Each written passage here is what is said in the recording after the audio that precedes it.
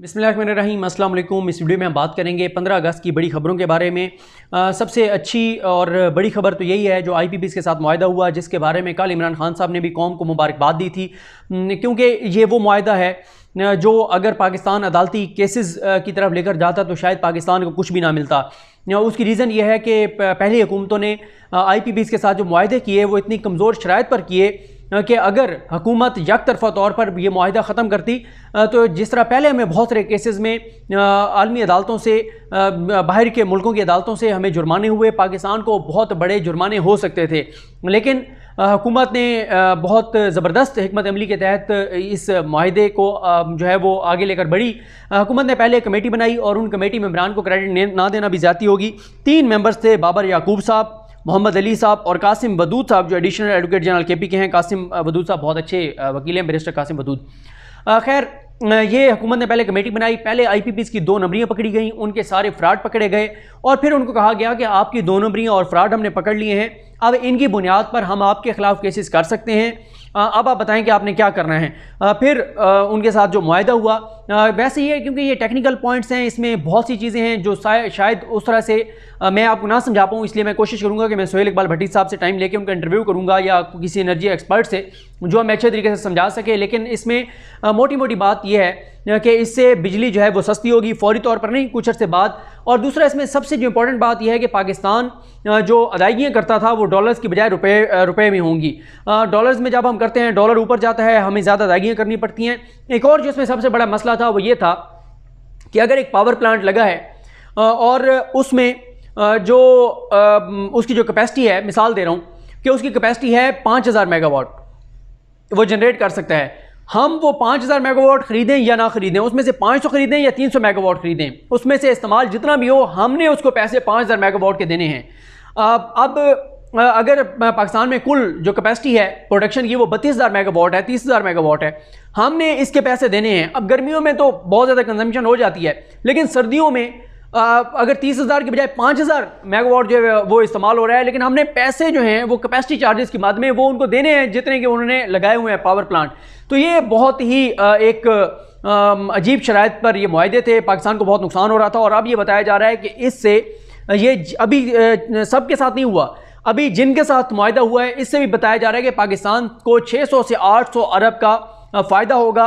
और जो बिजली सस्ती होगी, जिसमें आप देख रहे हैं कि फिगर भी आई है कि 25 रुपये यूनिट से की बजाय 14 रुपये यूनिट होगा, इससे हर हवाले से फ़ायदा होगा। घरेलू सार्फिन को फ़ायदा होगा, इससे जो हमारे ज़राअत के से वाबस्ता लोग हैं उनको फ़ायदा होगा, इससे हमारी जो इंडस्ट्री है उसको फ़ायदा होगा, हर तरह से फ़ायदा होगा। बहरहाल मैंने आपको जैसे बताया कि इसमें टेक्निकल बहुत से पॉइंट्स हैं जो मैं किसी एक्सपर्ट के साथ वीडियो में आपके सामने लाऊंगा।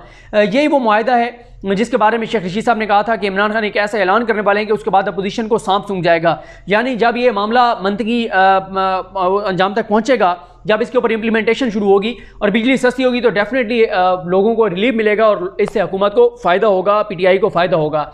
इसके बाद शेख रशीद साहब, जैसे मैंने आपको बात की, शेख रशीद साहब ने प्रेस कॉन्फ्रेंस करते हुए बड़ा दावा किया है।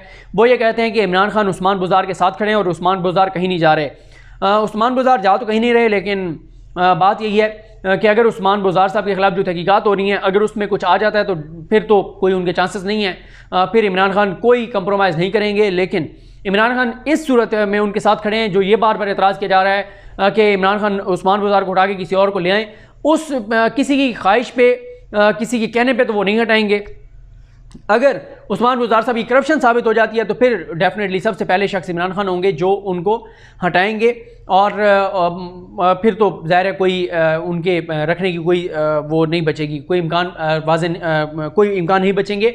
लेकिन जैसे ये कहा जा रहा था कि फ़लाँ से इमरान खान मिले हैं, फ़लाँ से मिले हैं, फ़लाँ से मिले हैं, और कुछ लोगों ने ये भी कहना है कि एस्टैब्लिशमेंट ने इमरान खान को कहा कि आप उस्मान बुज़दार को हटा दें, ये दावे हैं। तो किसी के कहने पर बहरहाल इमरान खान जो है वो उस्मान बुज़दार को नहीं हटा रहे।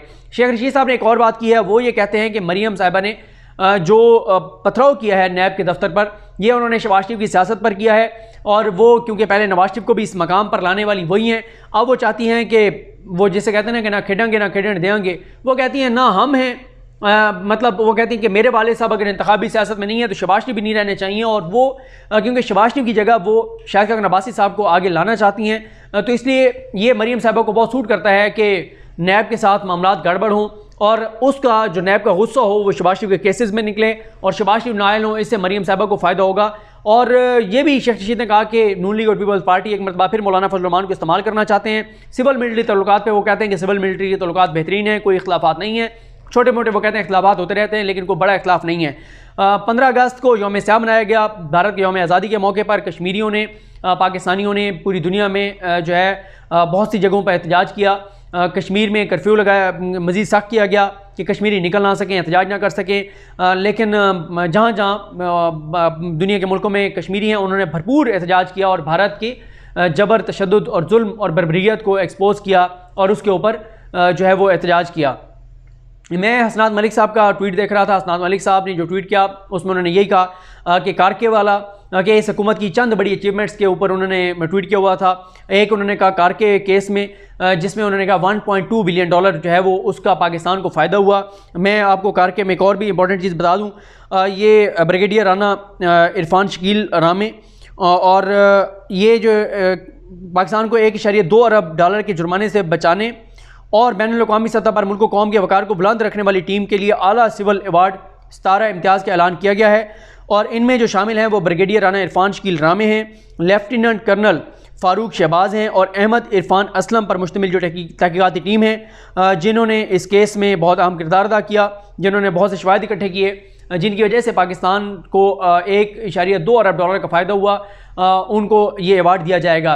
इसके अलावा हुकूमत की GIDC केस में जो फ़ैसला आया वो भी इस हुकूमत की अचीवमेंट है, इनको फ़ायदा हुआ। फिर जैसे मैंने आपको बताया मलिक रियाज केस में इससे पहले सुप्रीम कोर्ट के फ़ैसले से 460 अरब रुपए जो हैं वो मिलने हैं।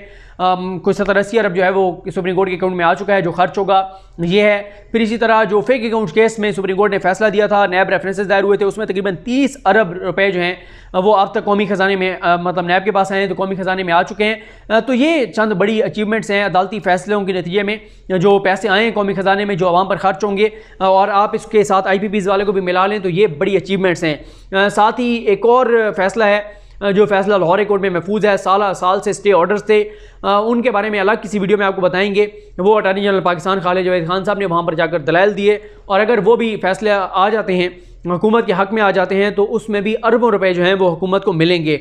इसके अलावा ये अब रोज़ाना ही अच्छी खबरें आ रही हैं, जैसे हमने देखा ML1 की है, डैम की तामीर की है, कंस्ट्रक्शन में बेहतरी की है। इसके अलावा 14 अगस्त की जो मैंने पहली वीडियो की थी उसमें आपको मैंने और 13, 14, 15 चीज़ें बताई थी जो अच्छी खबरें थी। तो लग यही रहा है कि पाकिस्तानी मुईशत बेहतरी की तरफ जा रही है, रोज़ाना अच्छी खबरें और अच्छी चीज़ें सामने आ रही हैं। अल्लाह ताला पाकिस्तान को तरक्की दे, पाकिस्तान को अल्लाह ताला उस मकाम पर लेकर जाए जहाँ पे हम सब पाकिस्तान को देखना चाहते हैं।